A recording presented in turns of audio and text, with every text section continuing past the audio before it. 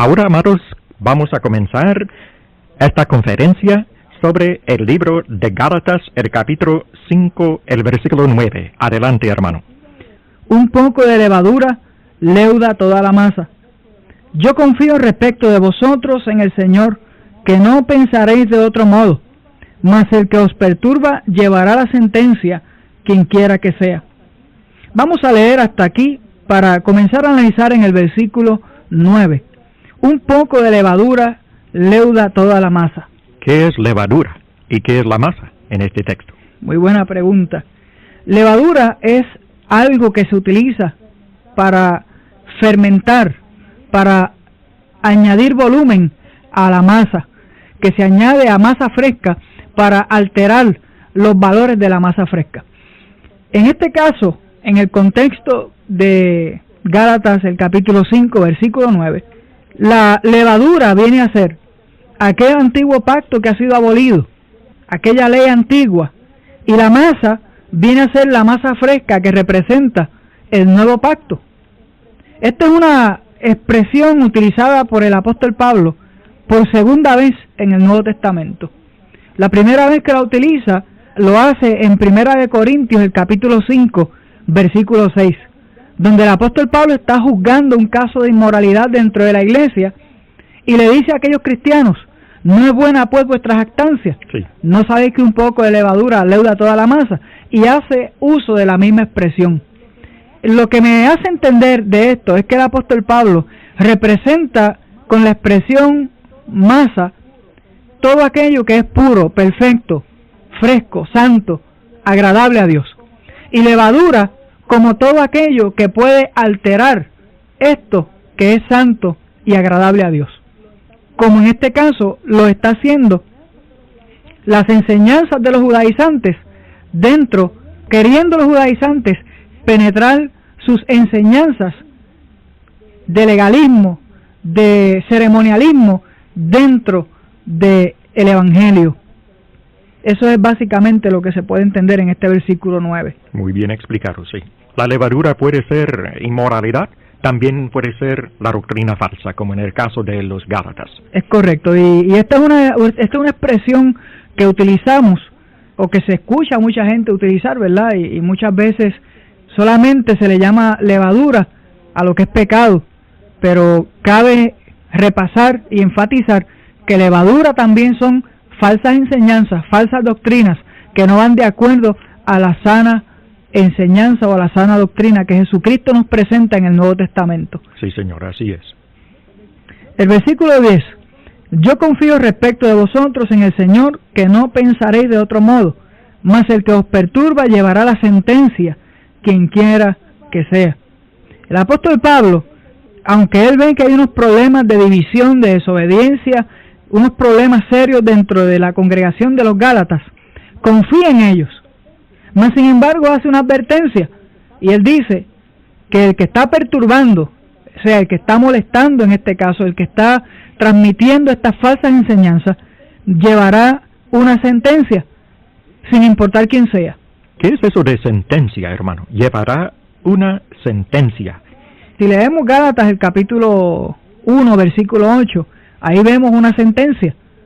Dice en este pasaje del capítulo 1 de Gálatas 8, mas si aún nosotros o un ángel del cielo os anunciare otro evangelio diferente del que os hemos anunciado, sea anatema. Hay una sentencia. O sea, sentencia es algo que se dicta a una persona que ha desobedecido o que ha hecho algo indebido, ¿no? En este caso, se está sentenciando al que perturba, al que está introduciendo estas falsas doctrinas dentro de la iglesia de los Gálatas. Y lo importante, ¿verdad?, de esto es que no hay acepción de personas. El apóstol Pablo dice, quien quiera que sea, no importa si es judaizante y no importa quién sea, o sea...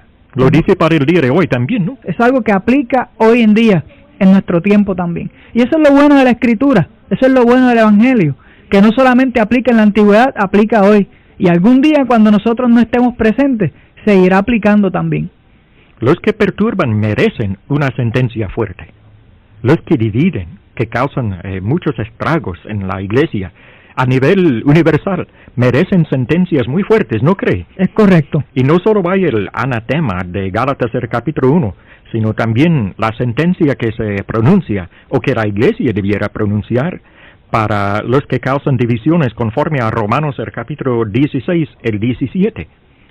Vamos a leerlo. Dice Pablo: mas os ruego, hermanos, que os fijéis en los que causan divisiones, como aquellos que inquietaban, que perturbaban a las iglesias de Galacia. ¿Y tropiezos en contra de qué? De la doctrina, que vosotros habéis aprendido, y que os ¿qué? Apartéis. Ahí está la sentencia, el castigo, la disciplina, que os apartéis de ellos. ¿Tiene otro pasaje, hermano? Sí, hay otro pasaje similar a este que cita el apóstol Pablo en 1 de Timoteo, el capítulo 6, versículos del 3 al 5. Dice así: si alguno enseña otra cosa y no se conforma a las sanas palabras de nuestro Señor Jesucristo y a la doctrina que es conforme a la piedad, está envanecido, nada sabe, y delira acerca de cuestiones y contiendas de palabras, de las cuales nacen envidias, pleitos, blasfemias, malas sospechas, disputas necias de hombres corruptos de entendimiento y privados de la verdad, que toman la piedad como fuente de ganancia. Apártate de los tales. Y aquí vemos en este versículo que acabamos de leer, en 1 Timoteo 6, del 3 al 5, que es precisamente lo que está sucediendo en los Gálatas. Hay maestros envanecidos que no saben lo que están enseñando, que están delirando de cuestiones que ellos no han sabido entender. Contienda sobre palabras. Están contendiendo por argumentos que ellos no entienden, que tal vez no le han dado bienvenida al Espíritu Santo para que el Espíritu Santo les abra el entendimiento y puedan entender estas enseñanzas fundamentales. Y la sentencia para los tales es que aquellos que queremos verdaderamente perseverar en la sana enseñanza de la palabra de Dios, debemos apartarnos de los tales, debemos apartarnos de los que no enseñan conforme a la palabra de Dios. Es una sentencia que se ha dictado a estas personas. ¿Y qué me dice de Apocalipsis, el capítulo 22, el 18? Si alguno añadiere a estas cosas, Dios traerá sobre él las plagas que están escritas en este libro, etc. Que el que perturbe y traiga falsa doctrina va a sufrir el castigo de Dios. Sí, me llama la atención porque hoy en día, haciendo un paréntesis en el estudio, hoy en día muchas personas piensan que predicar la Biblia pues es cualquier cosa, ¿verdad? Y precisamente es lo que estamos viendo en el estudio que estamos llevando en esta ocasión. O sea, estamos viendo aquí que se está presentando una sentencia para alguien que está perturbando a la iglesia de los Gálatas. Pero si analizamos todo el capítulo que hemos estado estudiando, alguien que perturba, lo que está enseñando, ¿qué es? La ley de Dios. O sea, lo que está enseñando es la ley antigua, la ley aquella que fue abolida. Entonces decimos, pero ¿cómo es posible que una persona que esté enseñando conforme a la ley antigua sea sentenciado si está enseñando conforme a la palabra de Dios también? Bueno, está enseñando conforme a la palabra de Dios, pero no conforme a la ley que está en vigor, en una ley que ha sido abolida, y por eso ha de recibir una sentencia.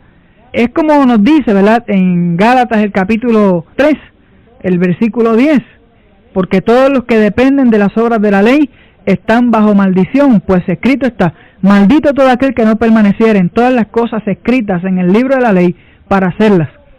O sea, si vamos a hablar del Antiguo Testamento, vamos a hablar del Antiguo Testamento como un libro de referencia, de enseñanza, pero no seleccionemos de ahí leyes para ponerlas en vigor hoy en día, porque esas leyes han sido abolidas y estaríamos entonces nosotros poniendo levadura a la masa nueva.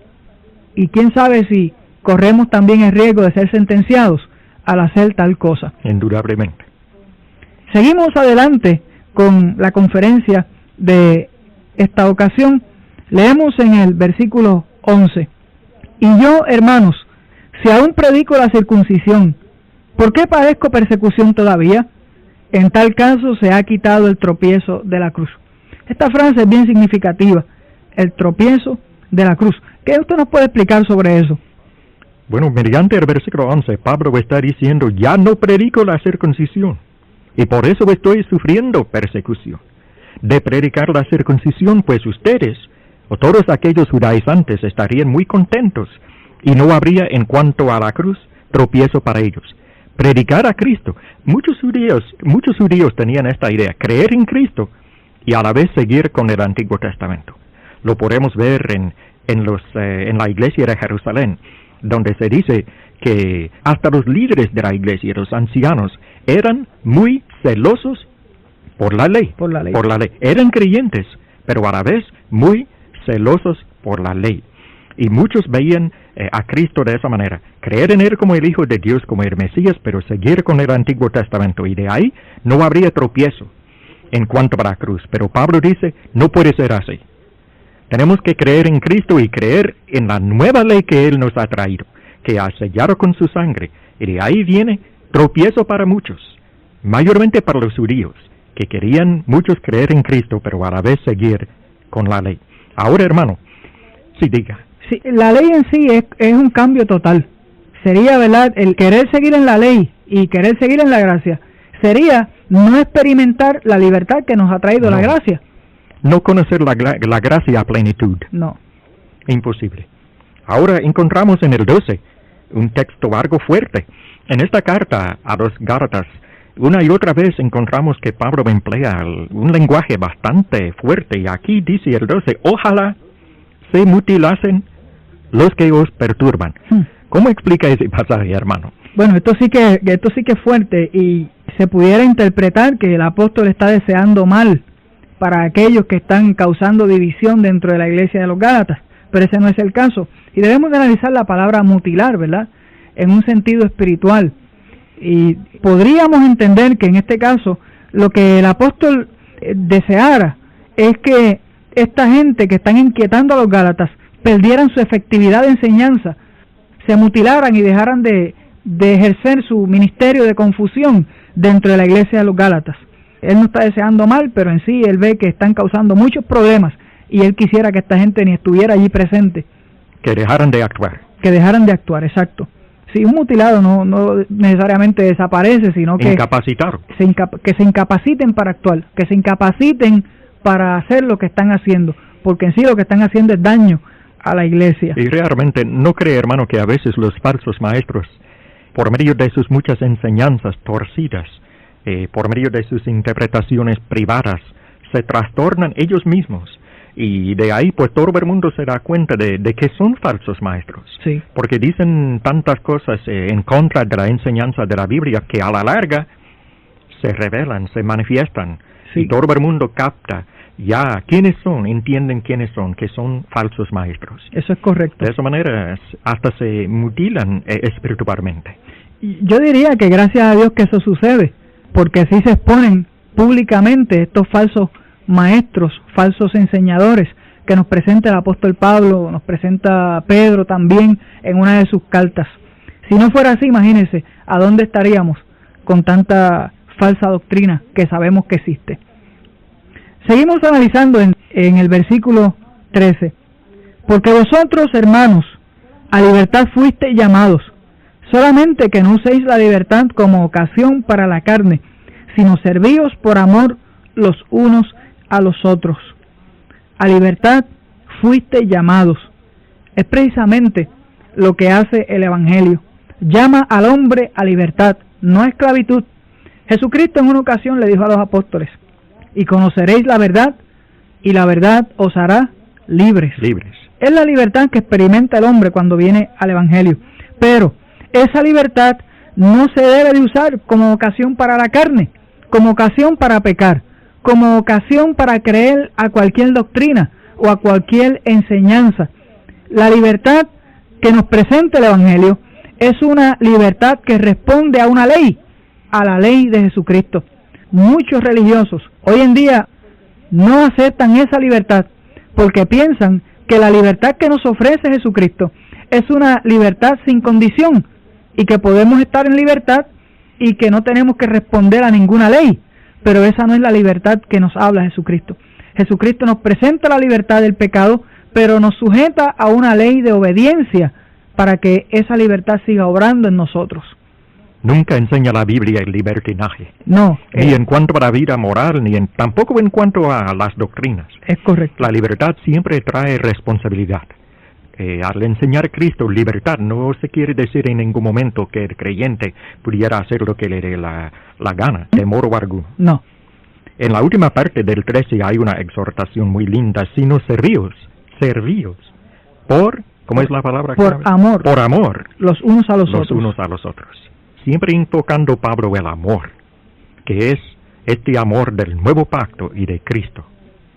Proseguimos con el versículo 14 de este capítulo 5 de Gálatas. Versículo 14 dice: porque toda la ley en esta sola palabra se cumple: amarás a tu prójimo como a ti mismo.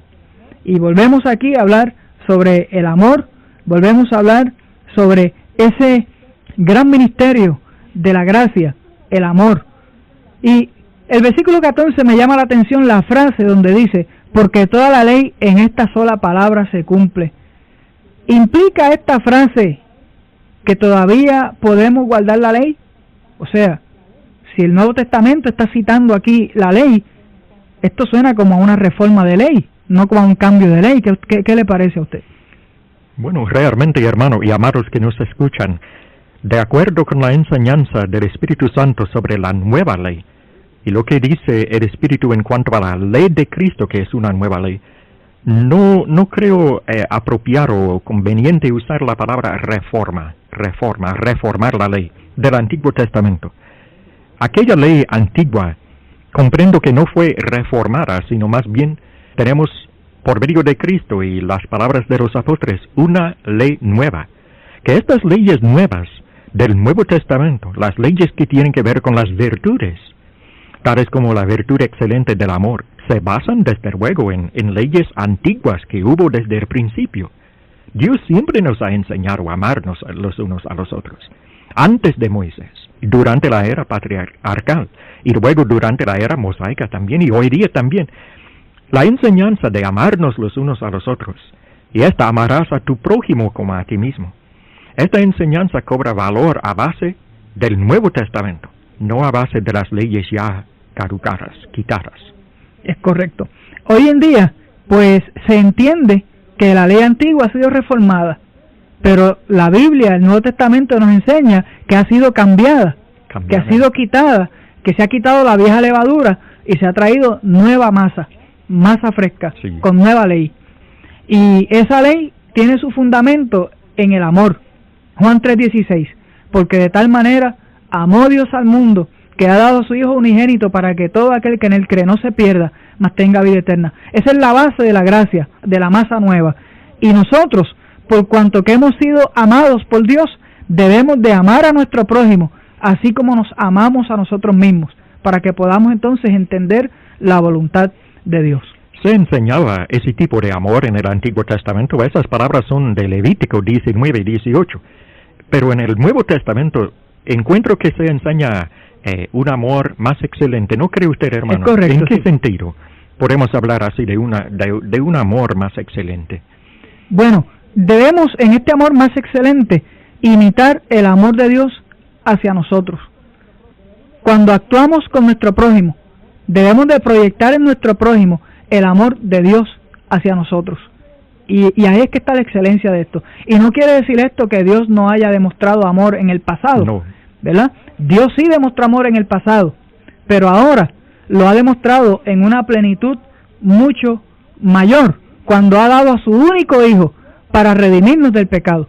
O sea, Dios ahora ha hecho lo último que se pudo haber hecho para redimirnos del pecado, y por eso muestra un amor más excelente, y es el amor que nosotros debemos demostrar. Así, como Dios nos amaba a nosotros cuando éramos enemigos de Él, así el nuevo pacto nos enseña a amar hasta a nuestros enemigos. Es correcto. Y en ese punto encuentro un amor más excelente que el que se enseñó en el Antiguo Testamento.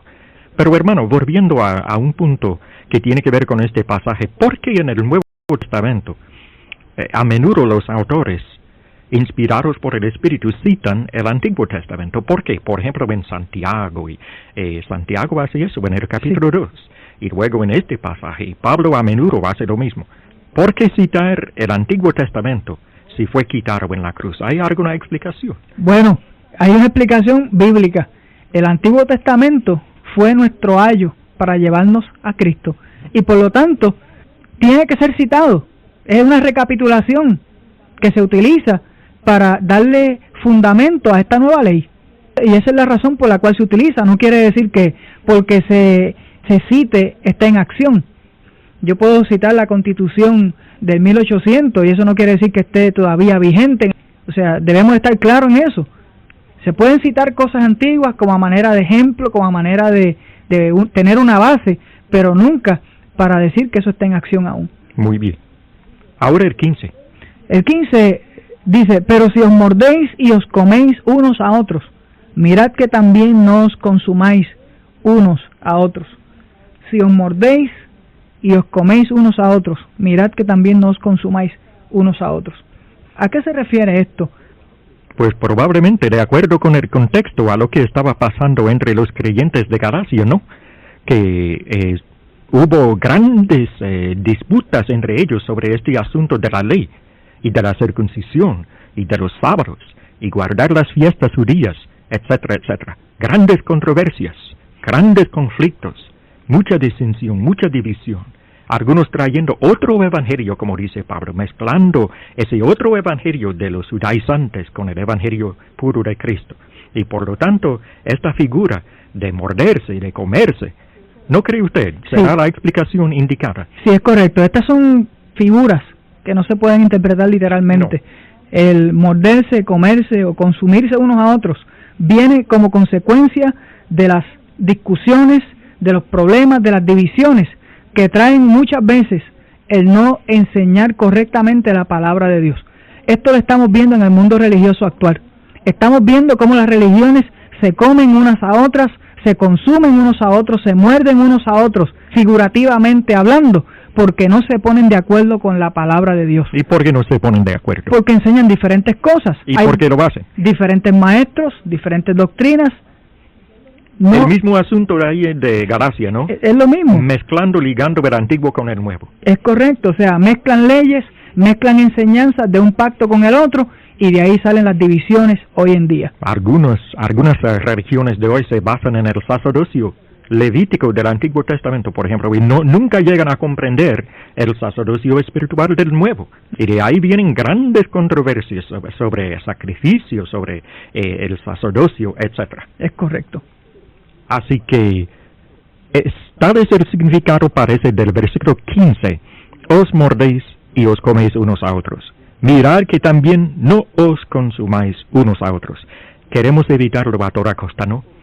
Y si somos creyentes en el nuevo pacto y llenos del Espíritu y llenos de Cristo, pues vamos a evitar lo que Pablo señala aquí como gran pecado, como algo que destruye las congregaciones, que destruye a los creyentes. Hasta aquí la conferencia de esta ocasión.